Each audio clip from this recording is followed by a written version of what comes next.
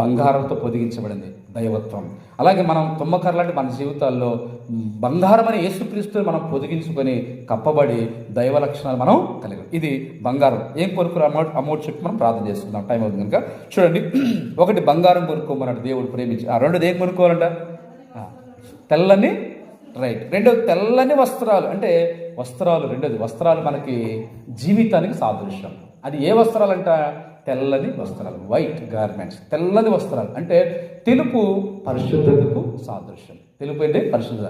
అంటే మనము తెల్లని పరిశుద్ధుల నీతి క్రియలు, మన నీతి క్రియలకు, దైవికమైన నీతి క్రియలకు సాదృశ్యం, పరిశుద్ధకు సాదృశ్యం. అందుకే మనము తెల్లని వస్త్రాలు మనం కొనుక్కోవాలి. అంటే ప్రభు దగ్గర, ప్రభు పరిశుద్ధుడై ఉన్నాడు. ఆయన ఎంతో ధవలవర్ణుడు. ధవలం అంటే తెలుపు, ధవలం అంటే తెలుపు. అంటే ధవలవర్ణుడు, తెల్లని వాడు. అలాగే ఆయన పరిశుద్ధుడు. ఆయన వెంట్రుకల, తల వెంట్రుకలు ఎలా ఉన్నాయంట? తెల్లని ఉన్ని రూపోలేదు. అంటే అర్థం ఏంటంటే అట్లా దానికి రెండు అర్థాలు ఉంటాయి. ఒక అర్థం ఏంటంటే ఆయన తెలుపు అనేది పరిశుద్ధతలో ఆయనని. రెండో అర్థం ఏంటంటే తెల్ల వెంట్రుకలు అంటే సంపూర్ణమైన వాడు, వృద్ధుడు అని. అంటే అర్థం ఏంటంటే సంపూర్ణుడు అని అర్థం. ఆయన పరిపూర్ణుడు అంటే సంపూర్ణమైన జ్ఞానం ఉంది ఆయనకి, పరిపూర్ణత అంటే సంపూర్ణమైన వాడు, పరిశుద్ధుడు అని అర్థాలు. కాబట్టి మనం రెండోదిగా మనం పరిశుద్ధతను, తెల్లని జీవితం, పరిశుద్ధ జీవితాన్ని మనం ప్రభు దగ్గరే, పరిశుద్ధ యేసు ప్రభువే మనకు పరిశుద్ధుని ఇస్తారు. రెండవది తెల్లని వస్త్రాలు. మూడోది ఏం కొనుక్కోవాలని చెప్తాడు ప్రభు? నీకు దృష్టి కలిగినట్లు నీ కనులకు కాటుకు నా యొద్ద కొనుమని నీకు బుద్ధి చెప్పొచ్చున్నాను. మూడోది ఏం కొనుక్కోవాలంటాం అక్కడ? మూడోది కాటుక కొనుక్కోవాలి. కాటు కొనుక్కోవాలంటే మనం చాలాసార్లు మాకు తెలుసు కాటుక కదా, మనం కొనుక్కుంటున్న కాటు తెలుసు. కాటుక మాకు తెలియదు. కాటుక ఏముంది? 10 రూపాయలు పెడితే వస్తుంది, 5 రూపాయలు పెడితే వస్తుంది. కాటుక కొట్టులో నల్ల కాటుక పెట్టుకుంటాను. ఆ కాటుక కాదు. ఇక్కడ కాటుక అనేది ఏంటంటే, ఇక్కడ ఈ లౌకిక పట్టణంలో మెడిసిన్గా ఒక వైద్యగానికి ఒక మందులాగా, వైద్యగానికి మందులాగా అక్కడే ప్రాంతం తయారవుతుంది. అందుకే దేవుడు ఆ పేరు తగ్గట్టుగా వైద్యగానికి ఎట్లా వాడతారో ఈ కాటుకను, ఈ వైద్యగానికి సంబంధించింది వైద్యశాలలో ఆసియా ప్రాంతం అక్కడ ఉంది. ఈ ఆసియా ప్రాంతంలో ఆ ప్రాంతంలో ఈ కాటుకను తయారవుతుంది. ఆ కాటుక తయారవుతుంది. ఈ కాటుక ఎందుకు ఉపయోగిస్తారంటే వైద్యగానికి, అంటే కంటి చూపు బాగా రావడం కొరకు ఉపయోగిస్తారు. అది మనం పెట్టుకొని కొంతమంది ఇట్లా పెట్టుకొని ఆకర్షణలకి ఏమో అర్థమైందా, వాటికి ఏదో జాతరలకు లేదా వాటికి ఆకర్షణ కొరకు లేదా లోక ఫ్యాషన్ కోసం కాదు. ఈ కాటుకు దేనికోసం? వైద్యం, కంటికి చూపు కోసం. మన కంటికి చుక్కల మందులు ఇస్తారు కదా, డ్రాప్స్ ఇస్తారు కదా, యాపకాయ మందులు ఇస్తారు కదా, అవి దేనికోసం? ఫ్యాషన్ కోసమా? కాదు, కంటికి ఆరోగ్యం. అట్లానే ఈ కాటుకు కూడా ఇది ఒక మెడిసిన్ లాంటిది, ఒక మందు లాంటిది. అయితే ఇప్పుడు ఆ మెడిసిన్ కంటి చూపుకి వస్తుంది. దేవుడు ఏ కంటి చూపు అంటున్నాడు మనకు? ఆత్మీయమైన కంటి చూపు. ఈ ఆత్మీయమైన దృష్టి, ఆధ్యాత్మిక కనులు. ఎందుకంటే ఆదామవ్వలు ఎప్పుడైతే పండు తినగానే వాళ్ళకి ఆత్మీయ నేత్రాలు మూయబడ్డాయి, భౌతిక నేత్రాలు తెరవబడ్డాయి. కనుక మన యేసుప్రభు వచ్చింది అందుకోసం, ఆత్మీయ నేత్రం తెరవడానికి కోసం వచ్చాడు, మన నేత్రం వెలిగించడానికి వచ్చాడు యేసుప్రభు. ఇప్పుడు ఇక్కడ సంఘంలో, లౌకిక సంఘంలో నా యొద్ద కాటుక కొనుక్కోమంటున్నాడు. అంటే ఆ పట్టణంలో దొరికే కాటుకేమో వైద్యగానికి, యేసుప్రభు దగ్గర దొరికే కాటుకేమో మనకు దృష్టి, ఆత్మీయ దృష్టి. రెండు దృష్టిలు ఉంటాయి. ఇది భౌతిక దృష్టి, ఇప్పుడు నేను చూస్తాను భౌతిక దృష్టి. ఆధ్యాత్మిక దృష్టితో దేవుని చూసే దృష్టి, దేవుని సత్యాన్ని, లేఖనాలు, దైవికమైన ఆత్మ సంబంధమైన ఆధ్యాత్మిక సంగతులు చూడడానికి ఆత్మదృష్టి కావాలి. ఆత్మ సంగతులు చూడాలంటే ఆత్మదృష్టి కావాలి. భౌతికంగా ఈ చూడాలంటే మనకు శరీర దృష్టి కావాలి, శరీర కన్ను దృష్టి. అది ఇక్కడ చెప్పే దేవుడు ఆత్మ దృష్టి, ఆధ్యాత్మిక దృష్టి. ఈ ఆధ్యాత్మిక దృష్టి దేవుని దగ్గర మనము ఆయన ఇచ్చే కాటుక అనేది దేవుని వాక్యానికి కూడా సాదృశ్యం. కాబట్టి దేవుని బిడ్డలారా, మనం దేవుని వాక్యాన్ని, ప్రభువుని కలిగి ఉండి మనం మన ఆత్మీయమైన దృష్టిని చక్కగా చేసుకొని ప్రభువుని చూడాలి, ఆయన వాక్యాన్ని మనం చూడాలి. శాస్త్రులు పరిస్థితులు ఏమైనా తెలుసండి, వారి వాక్యమును ఎరగక గుడ్డివారుగా ఉన్నారు, వారి కన్నులు మోయబడి ఉన్నాయి. కాబట్టి దేవుని వాక్యాన్ని మనం తెలుసుకోవాలి, వాక్యాన్ని మనం ధ్యానించాలి, అనేక సంగతులు గ్రహించాలి, మన కనుదృష్టి తెరవబడాలి, మనోనేత్రాలు ఇంకా వెలిగించాలి, ఇంకా లోతైన విషయాలు మనం తెలుసుకొని ఆ వాక్యాన్ని అనుసరిస్తూ, వాక్యం ప్రకారం జీవిస్తూ ప్రభువు రాకడకు మనము సిద్ధపడవలసిన. చివరి ముగింపులో చూస్తే చూడండి, చివరిగా ప్రభు ఇక్కడ ఏమంటాడు చూడండి, ఆ మాట 19 వచనం, నేను ప్రేమించు వారిని అందరినీ చదవండి.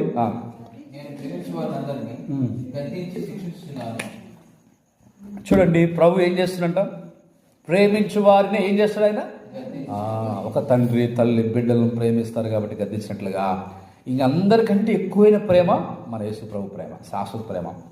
అలాంటి దేవుడు అంటున్నాడు, నేను నిన్ను ప్రేమించున్నాను. అందుకే ప్రేమించు వారినే ప్రభు గద్దిస్తున్నాడు, ప్రేమించిన వారిని ఆయన శిక్షిస్తున్నాడు ప్రేమతో.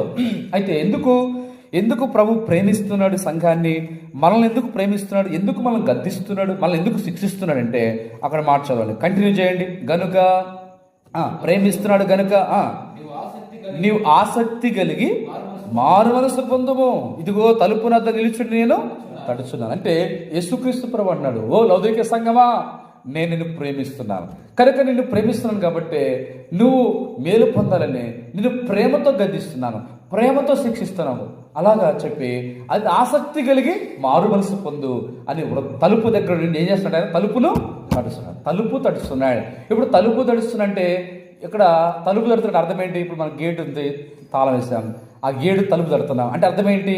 లోపల ఉన్నామా బయట ఉన్నామా? అర్థం బయట ఉన్నట్టు.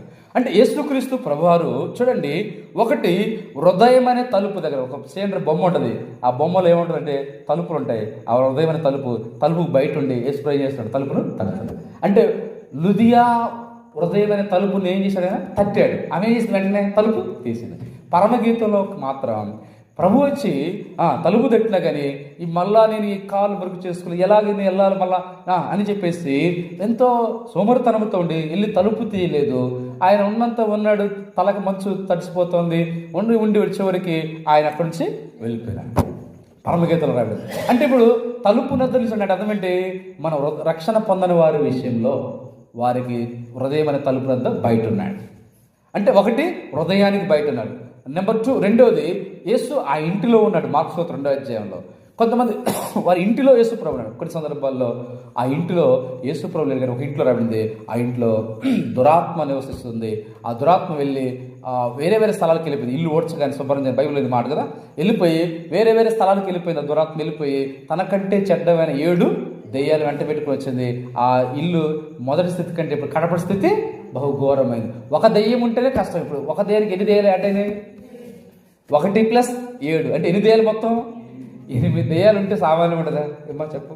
ఒక దెయ్యం పడితేనే ఎంత ఇబ్బంది పడతావు, ఎంత తిప్పలు పడుతుంటాము కదా, సామాన్యం కాదు. మనమేమో అంటే ఆత్మకూరు ప్రాంతంలో బ్రదర్ సిస్టర్ వాళ్ళు దేవుని నమ్మలేదు, కానీ అయితే దెయ్యం పట్టింది, ప్రాంతం మందిరానికి వచ్చారు.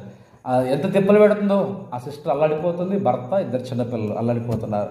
అంటే ఒక్క దెయ్యం పడితేనే అంత అల్లాడిపోతుంటే ఇంక 8 దెయ్యాలు ఉంటే ఎంత ఘోరము. ఒక వ్యక్తికి సేనా దెయ్యాలు పట్టాయి. సేనా దెయ్యాలు అంటే 2000 నుంచి 5000 సంఖ్య గల మధ్యలో దాన్ని, అంటే 2000 పైన ఉండే దాన్ని సేన అంటారు. ఇంకెంత ఘోరం అంటే చూడండి, ఒక దెయ్యం కాదు, ఇక్కడేమో 8 దెయ్యాలు, ఇక్కడేమో 2000కు పైగా సేనా దెయ్యాలు. ఎంత ఘోరమైన పరిస్థితి చూడండి. కాబట్టి పిల్లరా, అలాంటి స్థితిలోనికి వెళితే ఎంత ఘోరమైన అంటే ఆ ఇంటిలో దెయ్యములు ఉన్నాయి, కానీ ఎవరు లేరు ఆ ఇంటిలో?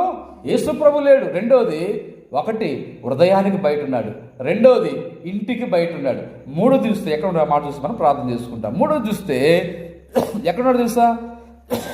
ఇక్కడ మన సంఘం గురించి చెప్తాం, లౌకిక సంఘం అంటే ఇక్కడ దీనికి ముందుగా మనం చూస్తే ఇర్మియా గ్రంథం 12:7 చదువుదాం. ఇర్మియా గ్రంథం 12:7 దేవుడు ఎక్కడున్నాడు అంటే చూడండి, దేవుడు ఎక్కడున్నాడంటే పరలోకంలో ఉన్నాడు వాస్తవమే. ఇప్పుడు ఆయన ఇంకెక్కడ ఉన్నాడంటే చూడండి, ఇంటికి బయట ఉన్నాడు, హృదయానికి బయట ఉన్నాడు. 3వ చదవండి, ఇర్మియా గ్రంథం 12వ అధ్యాయం 7వ వచనం, నా మందిరమును నేను విడిచి ఉన్నాను. అంటే చూడండి, మందిరాన్ని విడిచినాడంట అక్కడ. ఇది ఇశ్రాయేలు కాలంలో యెరూషలేము మందిరం. యెరూషలేము మందిరాన్ని దేవుడు ఏం చేసినట్ట? ఇర్మియా ప్రవక్త కాలంలో ఆ మందిరాన్ని విడిచిపెట్టినాడంట ఇశ్రాయేలు విషయంలో. అంటే మందిరానికి ఎట్టున్నాడు దేవుడు విడిచిపెట్టి? మందిరానికి బయట ఉన్నాడు. గుర్తుందా? ఒకటేమో హృదయానికి బయట ఉన్నాడు, రెండవది ఇంటికి బయట ఉన్నాడు, మూడవది మందిరానికి బయట ఉన్నాడు. ఇప్పుడు మనం ప్రకటనలో మనం చదువుకున్నాడు 3వ అధ్యాయంలో లౌకిక సంఘం చదువుతాడు. అంటే సంఘానికి దేవుడు బయట ఉన్నాడు. సంఘానికి బయట ఏం చేస్తాడు? లౌకిక సంఘమా తలుపుది అంటున్నాడు. అంటే సంఘాన్ని ఏమంటున్నాడు? తలుపు తీయమన్నాడు. అంటే ఇప్పుడు సంఘానికి ఎక్కడ ఉన్నాడు? మనం ఎక్కడుండి తలుపు ఎట్టాడు? ఆల్రెడీ లోపలే ఉన్నాం కదా, లోపల ఉండి తలుపు తీయమంటే లోపల, బయట ఉండి అది కూడా తలుపు వేసి ఉంటే అప్పుడు మనం ఇప్పుడు తలుపు కూడా తీసే ఉన్నాయి కాబట్టి తలుపు తీయాల్సిన పని కూడా చెప్పాల్సిన పని లేదు. కానీ యేసుక్రీస్తు ప్రభువు 4వది సంఘానికి ఎలా ఉన్నాడమ్మా? బయట ఉన్నాడు. కాబట్టి దేవుణ్ణి మనం బయట ఉంచొద్దు, మన హృదయానికి బయట ఉంచొద్దు యేసు ప్రభుని, సంఘానికి మన ఇంటికి బయట ఉంచొద్దు, మందిరానికి యేసు ప్రభుని బయట ఉంచకూడదు, సంఘానికి యేసు ప్రభుని బయట ఉంచకూడదు. ఆయన మన హృదయంలో ఉండాలి, ఆయన మన ఇంటిలో ఉండాలి, ఆయన మందిరంలో ఉండాలి, ఆయన సంఘములో ఉండాలి. ఆయన ఉంటే కార్యాలు, ఆయన ఉంటే మహిమ, ఆయన ఉంటే మేలు, ఆయన ఉంటే సమస్తం దేవుడు మనకు తోడుగా ఉండే. కాబట్టి అలాగా ప్రభువు ఉండాలని ఆశిస్తాను. లవదిక సంఘంతో అలాగే మనతో కూడా ప్రభువు ఉండాలని ఆశ. చివరిగా మనం చూస్తే అలాగుండి వచ్చి నేను వారితో కలిసి వచ్చి లోపలికి వచ్చి ఏం చేస్తానంటే దేవుడు కలిసి భోజనం అంటే సహవాసం, మనకిష్టమైన వారు, ప్రేమ కలిగిన వారు, ఇష్టమైన వారితో కూర్చొని మాట్లాడుకుంటా భోజనం చేసుకుంటా మనం సహవాసం ఎంత సంతోషంగా ఉంటుందో అంతకంటే అధికంగా యేసుక్రీస్తు ప్రభువారు హృదయంలోకి వచ్చి కలిసి భోజనం చేస్తూ మాట్లాడుతూ సంతోషంగా ఉండాలని ఆయన ఆశ. అలాంటి ఆశ కలిగి ఉంటాడు మన విషయంలో. అందుకొరకే తలుపు తీసి మనం ప్రభువుని లోపలికి రాంచి ప్రభువుని మనతో కలిసి సహవాసం భోజనం చేసే అనుభవం రావాలి. ఇప్పుడు చివరిలో ప్రభు ఏమంటాడంటే జయించు వారిని, ఆ పదం చూద్దాం చివరిగా 21 చదవడమా. నేను జయించి నా తండ్రితో కూడా ఆయన సింహాసనం మందు కూర్చున్న ప్రకారము జయించు వారిని నాతో కూడా సింహాసనం మందు కూర్చుండనిచ్చేదను. సంగములతో ఆత్మ చెప్పుచున్న మాట చెవిగలవాడు వినుగా. అంటే చెవులున్నాయి, వినాలి, వాటిని గ్రహించాలి, అర్థం చేసుకోవాలి, ఆ ప్రకారం మనం జీవించాలి. అది చెవులు వినుగా కంటే. ఇప్పుడు చూడండి, ఆయన తండ్రి సింహాసనం కూర్చున్నాడు. యేసుప్రభుడు ఎక్కడ కూర్చున్నాడు చెప్పండి? తండ్రి సింహాసనం కూర్చుని ఉన్నాడు. ఇప్పుడు ఆయన పరలోకంలో తండ్రి సింహాసనం మీద కూర్చుని ఉన్నాడు, తండ్రి ప్రక్కన. అయితే ఇప్పుడు యేసుప్రభుడు తెలుసా, జయించిన వారిని నాతో కూడా సింహాసనం అందు కూర్చోండి. ఎంత గొప్ప ఆధిక్యత! ఎవరైతే జయిస్తారో జయించిన వాళ్ళకి ప్రభు అంటున్నాడు నాతో కూడా ఎక్కడ కూర్చుంటారంట? కిందన, మూలన, ఎక్కడ? సింహాసనం మీద. కనుక ప్రభువుతో పాటు ఆయన సింహాసనం అందు. ఇప్పుడు ఆయన సింహాసనం కూర్చుంటే ఎట్లుంటుందండి? ఓ ప్రాంతంలో ప్రెసిడెంట్ గారు భార్య ప్రెసిడెంట్ అనుకుంటా, ప్రెసిడెంట్ భార్య. అయితే భర్త ఏం చేశాడంటే, సరే భార్య మా భార్య ప్రెసిడెంట్ చెప్పేసి భర్త పోయి ప్రెసిడెంట్ గారు సీట్లో కూర్చున్నాడు. అప్పుడు మిగతా వాళ్ళు ఏమంటారు? నువ్వు ఎంత భర్తవైనా ఇంటికడే భర్తవు, కానీ నువ్వు ప్రెసిడెంట్ గట్ట అవుతాయోయ్యా అని చెప్పేసి ఏం చేశారు? ఆయన మీదే వాళ్ళు మాట్లాడు. అంటే అర్థం ఏంటి అక్కడ?